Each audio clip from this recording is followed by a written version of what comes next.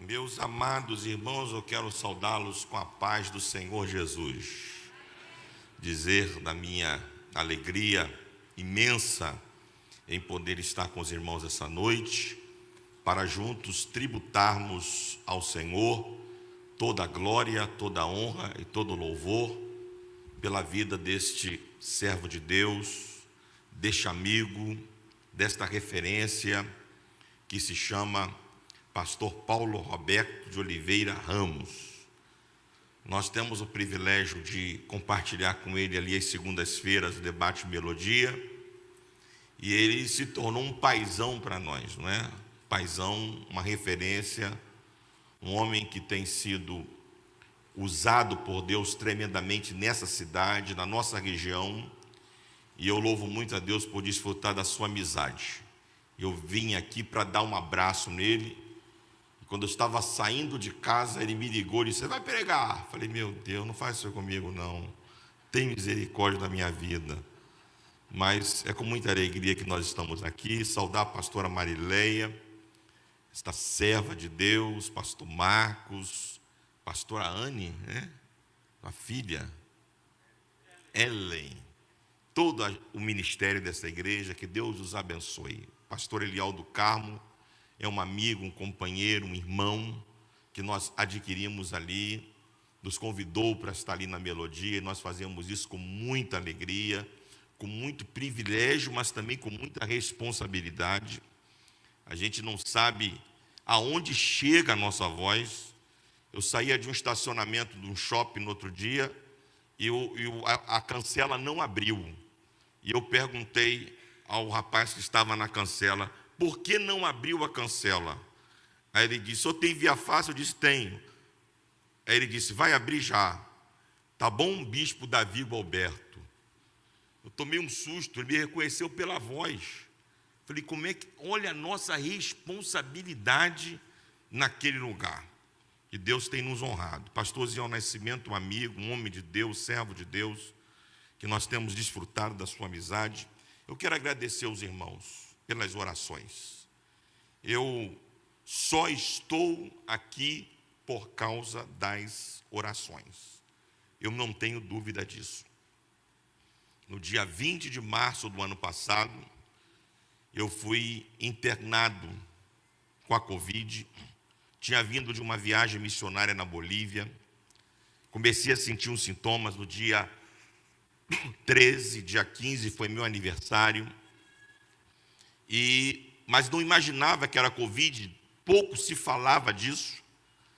E no dia 20, sem aguentar, fui para o hospital, fui andando para o hospital e fizeram a tomografia, meu pulmão já estava 70% comprometido. E os médicos me levaram para o CTI, e quando eu entrei no CTI, o CTI estava vazio. Eu fui o primeiro paciente do hospital, Hospital Mário Leone, em Duque de Caxias, não tinha ninguém, e a médica olhou minha tomografia, obrigado, querido, olhou a tomografia e olhou para mim e disse: "Meu amigo, eu tenho uma notícia para te dar, nós vamos ter que te entubar." E eu disse para ela: "Mas vocês vão me entubar por quê? Eu não estou com essa falta de ar que vocês estão achando, eu estou só com essa máscara aqui, estou bem, estou conversando." "Não, nós vamos ter que te entubar, porque a tua glicose está mais de 500 e não baixa, tua pressão arterial está mais de 20 e não baixa, e nós estamos com medo de te perder. Não temos protocolo, não sabemos o que vamos fazer, e vamos ter que te entubar." E eu disse: "Você pelo menos avisa minha filha que está aqui fora, e um pastor nosso também, avisa eles."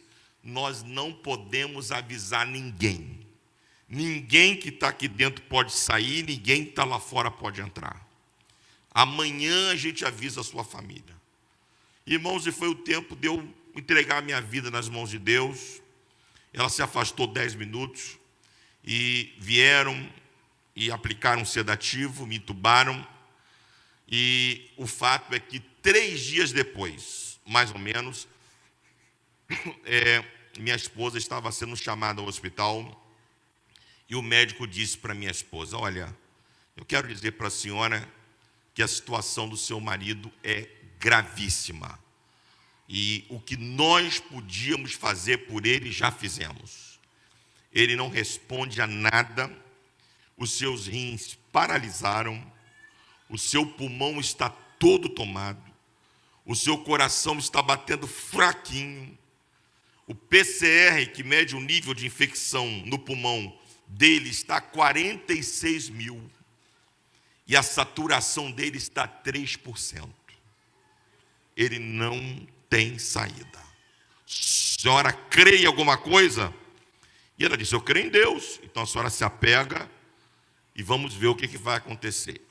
E minha esposa mobilizou esses guerreiros aqui de oração, esses pastores, Eliel ali na Rádio Melodia, mas foi um exército que se levantou nesse país, irmãos, e começaram a orar, a clamar a Deus, e para a glória do nome do Senhor, 19 dias depois, eles não esperavam, 19 dias depois, eles foram diminuindo o sedativo, meus índices, meus parâmetros começaram a melhorar, e eu acordei.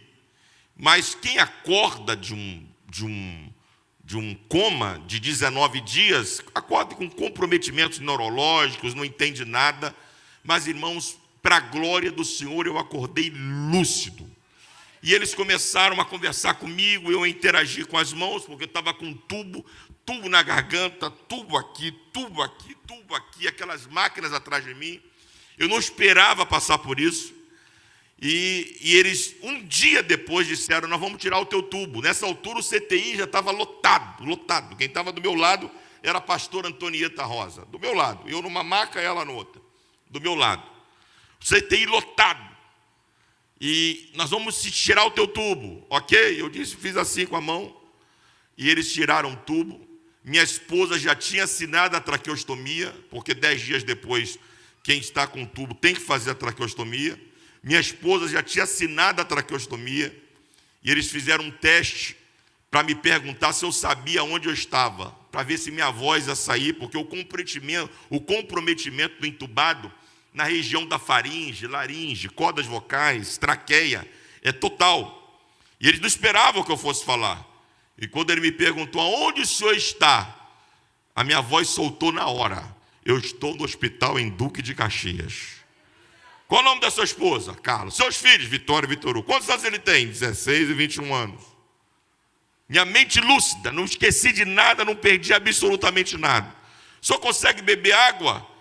E 19 dias eu fiz assim, e eu vi quando o médico encheu um copo de plástico de água, e fez aquela simpatiazinha, jogou 3 golinhos no chão assim, para ver se não dava problema nenhum. Ele pode jogar até 10, eu quero é beber. E botou aquela água na minha mão, eu tomei aquela água todinha sem engasgar absolutamente nada. Porque quem me levantou foi o Senhor. 25 dias de hemodiálise. Comecei fazendo hemodiálise 24 horas por dia. Depois caiu para 12, para 8, para 4. Quando eu fui para o quarto, estava fazendo hemodiálise 4 horas por dia. Quando eu cheguei no quarto, me deu a vontade de urinar, terrível. Eu estava sem andar, sem mexer um braço. Você fica completamente sem força. E eu disse para as enfermeiras: eu preciso urinar. Não, mas eu faço no patinho. No patinho eu não consigo. Eu tenho que ir no banheiro. Me agarraram de um lado e de outro, foram me levando no banheiro. E antes de eu conseguir chegar no vaso, no sanitário, minha urina soltou de uma maneira que saíam placas amarelas de dentro de mim, que encheram. Aquele momento o Senhor estava me curando e me libertando daquela hemodiálise.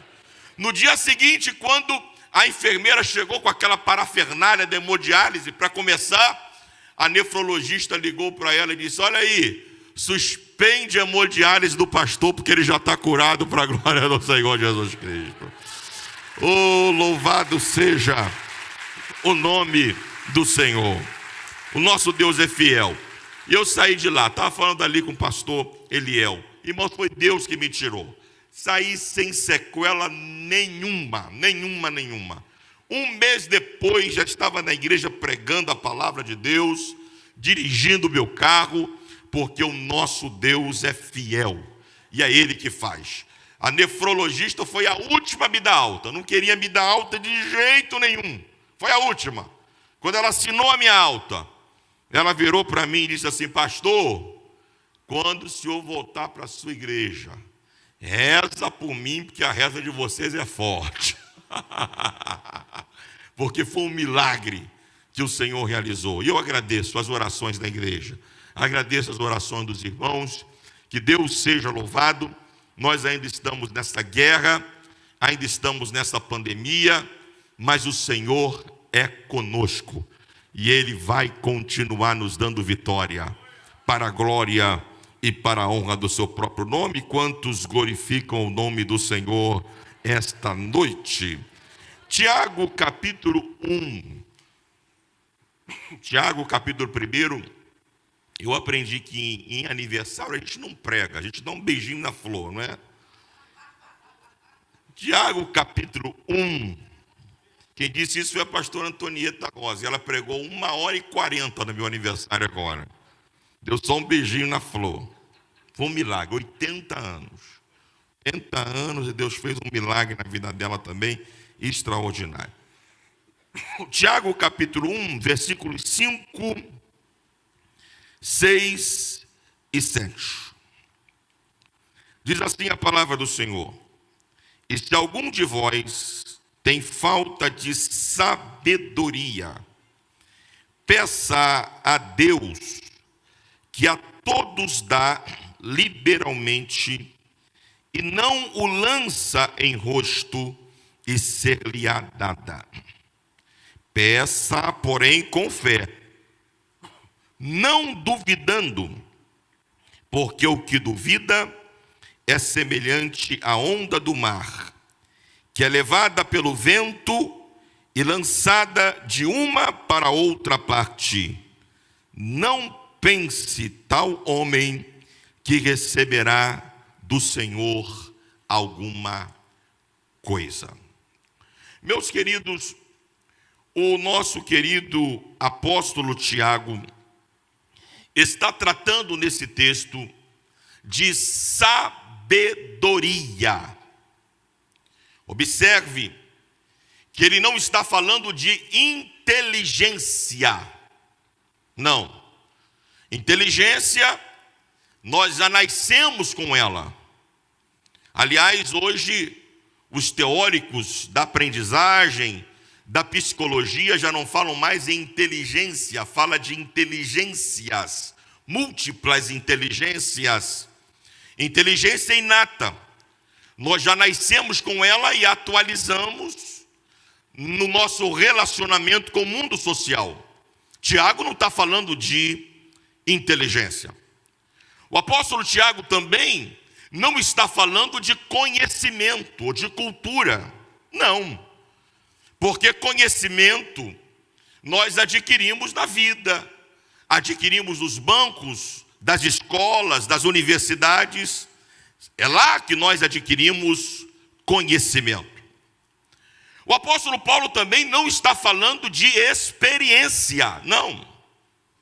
Experiência também adquirimos na vida. Os anos passam, imagina quantas experiências tem o pastor Paulo Roberto, com 71 anos, mais do que eu. Os anos passam e nós vamos adquirindo experiência. Observe que o apóstolo Tiago não está falando de inteligência, nem de conhecimento e nem de experiência. O apóstolo Tiago está falando de sabedoria. E no texto que lemos, nós vamos encontrar algumas características da sabedoria, que são próprias da sabedoria, são somente da sabedoria. Ele diz que se alguém tem falta, necessidade, desejo de receber sabedoria, peça a Deus. Sabedoria não é algo do campo horizontal. Sabedoria é algo do campo vertical.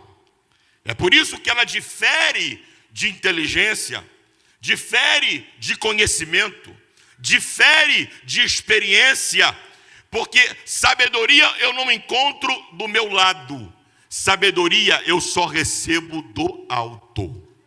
Se alguém tem falta de sabedoria, peça a Deus. Essa é a primeira característica da sabedoria.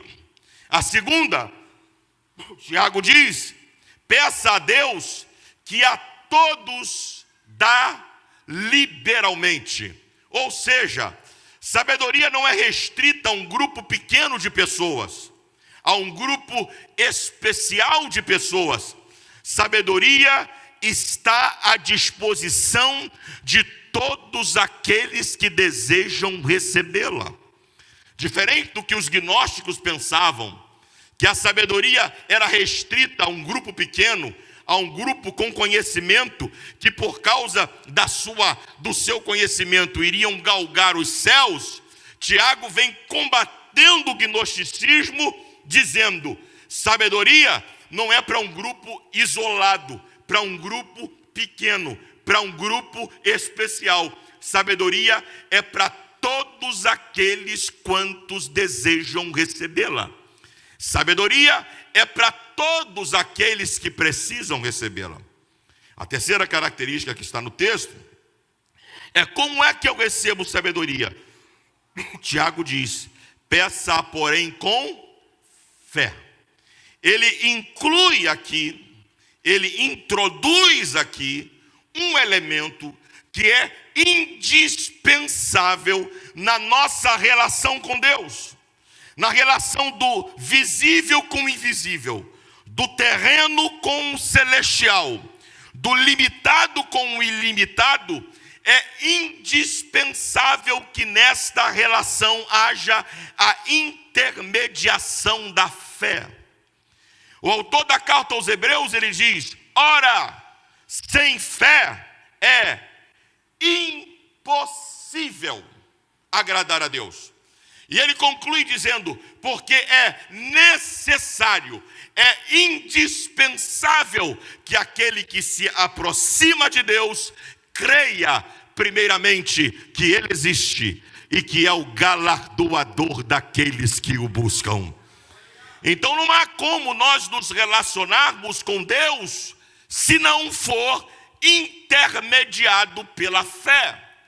Então, já à guisa de introdução, e eu não vou me demorar, nós já entendemos as três características próprias da sabedoria. A sabedoria vem de Deus, a sabedoria é para todos, e a sabedoria só pode ser recebida por meio da fé. Aí você está me perguntando esta noite: mas pastor, para que é que eu preciso de sabedoria? Para que é? Eu sou inteligente, eu sou culto, eu sou experiente. Para que é então que eu preciso de sabedoria? E eu respondo: nós precisamos de sabedoria para viver. Ninguém de nós será capaz de passar pela vida, viver a vida de forma plena, integral, terminando a vida feliz e deixando um legado ao nosso redor de felicidade, se isto não for vivido com sabedoria. Diferente dos animais, diferente dos vegetais, diferente dos minerais, que não precisam responder pela vida, nós, seres humanos, recebemos o dom da vida, recebemos a capacidade de tomar decisões, mas também recebemos a responsabilidade de responder o que é que estamos fazendo com a nossa vida. Eu e você precisamos responder. Até aqueles que ousam a dizer: ninguém tem nada a ver com a minha vida. Até estes, quando olham no espelho, fazem esta pergunta: o que é que eu estou fazendo com a minha vida. Porque a vida, repito, a vida não nos deixará passar por ela sem nos responsabilizarmos com aquilo que fizemos com ela. A vida trará responsabilização por tudo que fizemos ou deixamos de fazer com ela.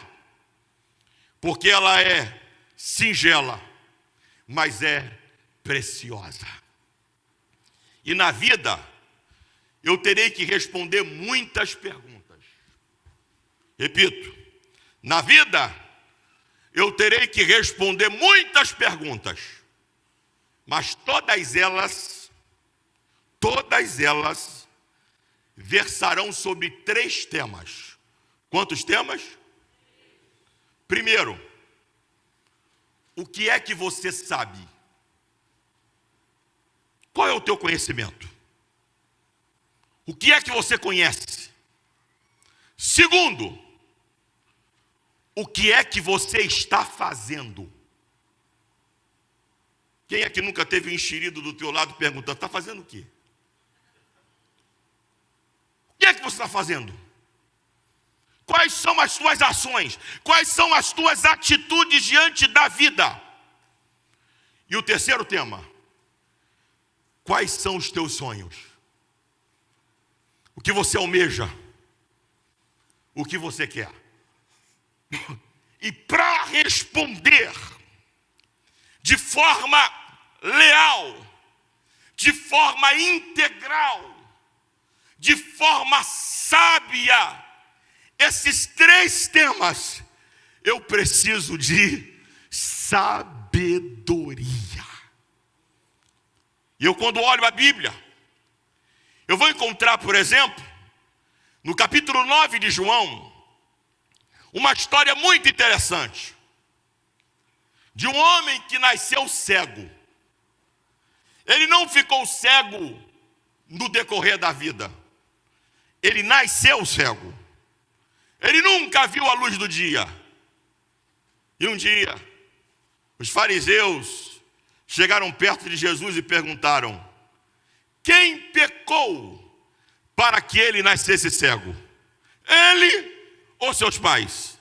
Aquela visão judaizante de que pecado e pobreza é fruto de castigo de Deus, e doença e pobreza é fruto de castigo de Deus, e saúde e riqueza é fruto da bondade de Deus. Aquela mentalidade judaizante. Quem pecou para que ele nascesse cego? Ele ou seus pais? Aí Jesus disse: nem ele, nem seus pais. Esta enfermidade é para que nele se manifeste a glória de Deus. Aí o texto diz que Jesus cospe no chão, faz uma laminha, unge os olhos do cego e diz a ele: vá no tanque de Siloé e lava-te. E o texto diz que ele saiu, naturalmente amparado por alguém, foi ao tanque de Siloé, lavou os olhos e imediatamente as vistas dele foram abertas. Quando ele retorna, está lá os fariseus arrazoando: mas é ele? Tem certeza que é ele? Ele que é o cego? Não é possível. Como é que ele está vendo? E foram até o cego.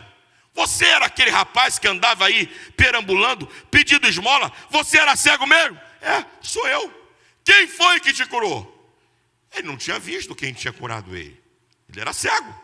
Ele só começou a ver na volta. Ele não viu o rosto de Jesus, mas ele ouviu falar que quem lhe tinha curado era Jesus. Aí ele responde: foi um homem chamado Jesus. Mas não é possível. Que um homem chamado Jesus? Como é que ele te curou? Que história é essa? E foram, e perguntaram a um, e perguntaram a outro, e arrazoaram com um, com o outro, e voltaram nele: quem foi que te curou? Que história é essa? E ele disse: eu não sei. Ele é um profeta. Só pode ser um profeta. E não satisfeito, foram aos pais daquele rapaz e perguntaram a ele: o teu filho era de fato aquele cego? E os pais disseram: sim, é meu filho, ele era cego, agora ele está enxergando. Mas quem foi que o curou? Os pais, sem querer se comprometer, disseram para os fariseus: ele já é de maior, vai lá e pergunta a ele. Voltaram para o cego. Que coisa chata. Voltaram para o cego a terceira vez. Quem foi que te curou? Responde. Quem foi? Eu já disse que foi Jesus. Eu já disse que ele é profeta. Que é profeta nada. Ele é um pecador. Não dá glória a ele não, ele é um pecador. Dá glória a Deus pela tua cura. Não dá glória a ele não, porque ele é um pecador. Aí eu posso imaginar, Eliel, o ex-cego botando a mão na cintura, olhando para eles e dizendo: meus amigos, se ele é pecador ou não é, eu não sei. Mas de uma coisa eu sei: eu era cego, mas agora eu vejo. Ele não sabia filosofia, ele não sabia matemática, ele não sabia psicologia, ele não sabia antropologia, ele não sabia nem teologia. Ele só sabia de uma coisa: ele sabia quem ele era e agora quem ele é. Ele sabia para onde ele estava indo e agora para o lugar aonde ele estava sendo destinado. Ele sabia que os seus olhos estavam vedados, mas agora os seus olhos foram abertos pelo poder de Jesus. E é isso que eu quero te dizer nessa noite. Você precisa responder com sabedoria esta pergunta: o que é que você sabe? É possível que você esteja me ouvindo aqui essa noite dizendo: bispo, eu não sei matemática, eu não sei francês, eu não sei inglês, eu não sei geometria, eu não sei química, eu não sei psicologia, eu não sei nem teologia, eu só conheço João 3,16, porque Deus amou o mundo de tal maneira que deu seu Filho unigênito, para que todo aquele que nele crê não pereça, mas tenha vida eterna. Talvez o seu conhecimento não seja profundo sobre muitos e muitos temas, mas eu te desafio nesta noite a sair deste lugar sabendo de uma coisa: para onde você estava indo e agora para onde você vai. O que você era e o que você passa a ser. Não foi a igreja que fez isso, não foi o pastor que fez isso, não foi a teologia que fez isso, mas quem te libertou foi o homem chamado Jesus. Quantos creem assim e podem glorificar ao nome do Senhor esta noite? Para responder esta pergunta, nós precisamos de sabedoria. O que eu sei? O que eu sei? Uma coisa eu sei: eu era cego, mas agora eu vejo. A segunda questão que precisaremos responder é: o que eu faço? O que eu estou fazendo? Quais são as minhas atitudes? Eu fico preocupado porque cada vez mais que o tempo passa, nós somos impulsionados a fazer mais coisas. E a gente olha e diz assim: parece que o dia não tem mais 24 horas. Porque a gente termina o dia e não conseguiu fazer tudo o que estava programado para fazer. Mas não é, porque nós fomos tomados pelo ativismo. Faz isso, faz aquilo outro, faz e faz e faz e faz e faz. Mas eu pergunto: será que tudo que estamos fazendo é fruto de decisões sábias? Será que tudo que estamos fazendo contribuirá para vivermos uma vida de felicidade e fazermos aqueles que estão ao nosso redor felizes também? Eu vejo um texto na Bíblia que responde muito bem esta questão. O apóstolo Paulo, escrevendo aos Filipenses, no capítulo 3, a partir do versículo 12, o apóstolo Paulo diz assim: irmãos, quanto a mim, olha que percepção do apóstolo Paulo, ele não podia falar do outro, mas ele podia falar de si mesmo. Irmãos, quanto a mim, não julgo que o haja alcançado, mas prossigo para alcançar aquilo pelo qual fui preso por Cristo Jesus. Aí ele diz algo fantástico. Irmãos, quanto a mim, não julgo que eu haja alcançado, ou que seja perfeito, mas uma coisa faço. Não é preciso fazer muita coisa. É preciso fazer uma coisa só. Uma coisa faço. E é que, esquecendo-me das coisas que para trás ficam, e avançando para as que estão diante de mim, prossigo para o alvo, pelo prêmio da soberana vocação de Deus em Cristo Jesus, o nosso Senhor. Se eu quero viver uma vida com sabedoria, eu preciso aprender a virar a página. Minha irmã, por que você não casou? Eu não casei, pastor, porque eu tive um namorado, eu amei muito esse meu namorado. Ele era uma benção, mas há quantos anos tem isso? Tem uns 37 anos. Por que você não construiu? Eu não ouso mais sonhar. Por quê? Porque não deu certo a primeira vez, não deu certo a segunda, não deu certo a terceira. E quem disse que não vai dar a quarta? O apóstolo Paulo, inspirado pelo Espírito Santo, está nos ensinando uma lição essa noite. Se eu quero passar pela vida de forma sábia, eu tenho de aprender a recomeçar quantas vezes forem necessárias. Não são traumas, não são fracassos, não são decepções que vão me impedir de chegar no lugar que Deus estabeleceu para minha vida. Recomece. Uma coisa faço, esquecendo-me das coisas que para trás ficam.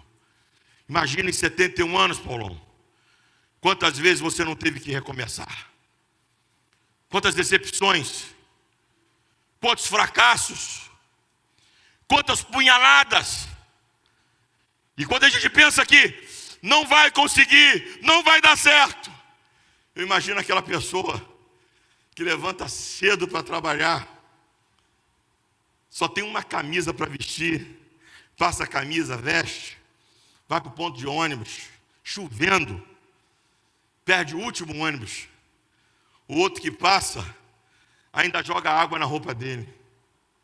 Ele entra no ônibus e vai batendo a cabeça daqui à cidade. Chega no centro da cidade, chega atrasado. O patrão chega para ele e diz: passa no departamento pessoal e assina um aviso prévio. Está demitido. Você volta para casa decepcionado. Deu tudo errado. Não vai nem para cima da cama, vai para debaixo da cama. Frustrado. É possível que essa noite existam pessoas aqui entre nós desse jeito. Frustrados, com medo, sensíveis. Falar em recomeço parece que te dá um arrepio dos pés à cabeça. Decepcionado, desacreditado. E você pensa que aquela noite não vai ter mais fim. Mas é pela madrugada. É o que o salmista diz no Salmo 90. O salmista fala algo ali, o Moisés. O Salmo 90 é do Moisés. Aí Moisés diz assim, algo sensacional no Salmo 90. Ele diz assim, lá no meio do Salmo: sacia-nos de madrugada com a tua benignidade. É aquela hora que de madrugada a gente está desacreditado, desesperançado. Aí entra em ação o Espírito Santo. Entra em ação o Espírito Santo. Entra em ação o Espírito Santo. O Espírito Santo dá uma força. O Espírito Santo dá uma força. O Espírito Santo dá uma energia. O Espírito Santo dá um arrepio que eu sinto, que me faz falar aleluia, glória a Deus ou labalai. Não. O Espírito Santo é Deus que habita dentro de mim. E quando eu estou desesperado, desesperançado e fracassado, é que entra em ação o Espírito Santo. E Ele começa a renovar as minhas forças, a renovar as minhas forças, a renovar as minhas forças. E quando o dia amanhece, eu não amanheço mais como eu dormi. Eu amanheço dizendo: ontem não deu, mas hoje vai dar. Eu aprendi a virar a página, e o Senhor será comigo e me dará vitória nesse dia, para a glória do seu nome. Se esse aplauso é para o Senhor, pode ser melhor.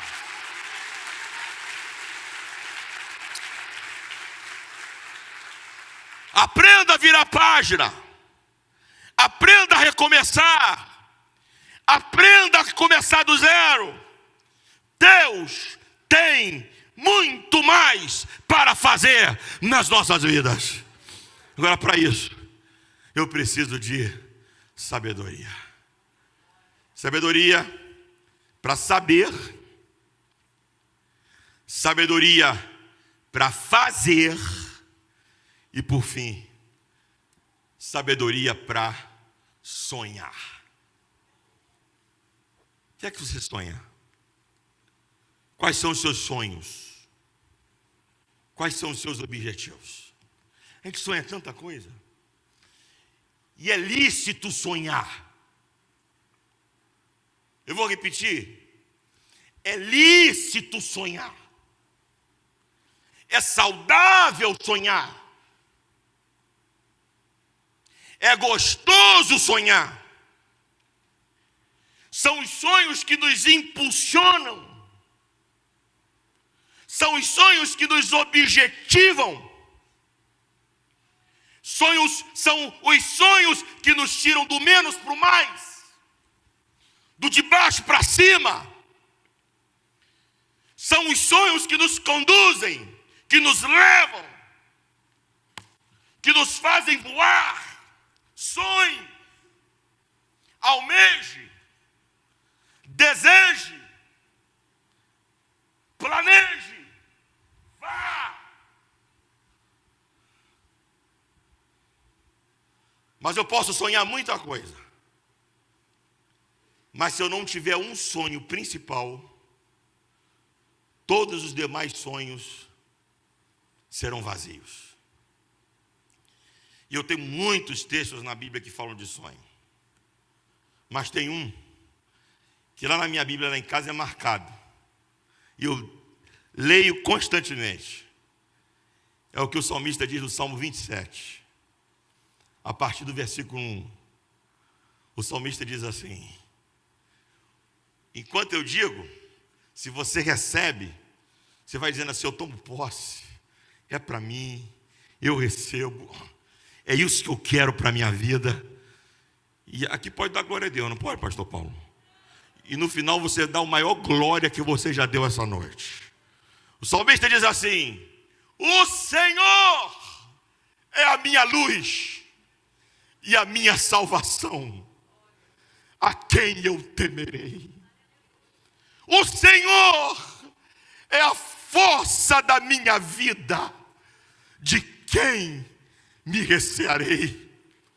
Quando os malvados, meus inimigos, investiram contra mim para comerem a minha carne, tropeçaram e caíram. Ainda que o exército se levantasse contra mim, nele eu esperaria. Ainda que a guerra se levantasse contra mim, nele eu confiaria. Aí lá no versículo 5, o salmista diz o seu sonho.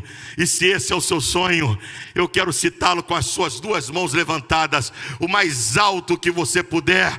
O salmista diz assim: uma coisa, não são duas coisas não, uma coisa pedi ao Senhor e a buscarei. Este é o meu sonho, este é o meu desejo, este é o meu alvo, que eu possa morar na casa do Senhor por todos os dias da minha vida, para contemplar a formosura do Senhor e aprender no seu santuário. Oh, glórias a Jesus. Oh, glórias a Jesus. Aí ele termina dizendo: porque no dia da aflição ele me esconderá. Me esconderá no oculto do seu pavilhão. Por-me-á os pés sobre uma rocha. O salmista tinha muitos sonhos, mas esse sonho fundamentava todos os seus demais sonhos. Uma coisa pedi ao Senhor, e eu a buscarei. Eu não abro mão disso, que eu possa morar. Que eu possa.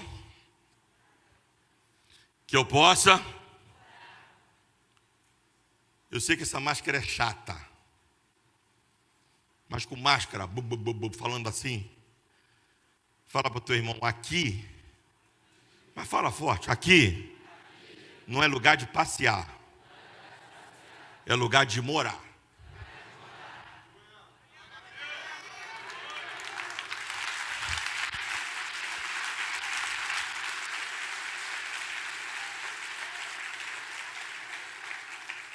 Presença de Deus não é lugar para passeio. Presença de Deus é lugar para morada. Que eu possa morar na casa do Senhor. Não por alguns dias, meses ou anos, mas por todos os dias da minha vida. Para contemplar a sua formosura e aprender no seu templo. Eu trouxe essa palavra porque eu não tenho dúvida. Quem está de dentro falar é fácil. Mas muitas vezes, impressionante isso, os de dentro muitas vezes não enxergam, os de fora conseguem enxergar melhor.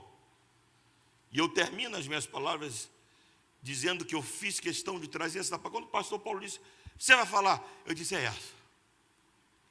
Porque este homem tem esse testemunho de alguém que conhece muitas coisas, mas conhece o principal. Ele conhece Jesus. Ele sabe quem ele era e ele sabe quem ele é. É um homem que fez, faz e ainda fará muitas coisas na vida. Olha ao redor. É nítido aos nossos olhos, fez, faz e fará muitas coisas na vida. Mas uma coisa eu garanto a vocês, muitas vezes em 71 anos, ele teve que fazer o principal, virar a página, recomeçar. E esse homem tem muitos sonhos, já cumpriu muitos deles, mas ainda tem muitos a cumprir. Mais um, eu tenho certeza que está na base de todos os seus sonhos. Morar na casa do Senhor e aprender no seu templo. Deus te abençoe, meu amigo. Continue sendo essa referência para todos nós. E que nós possamos abrir mão de qualquer coisa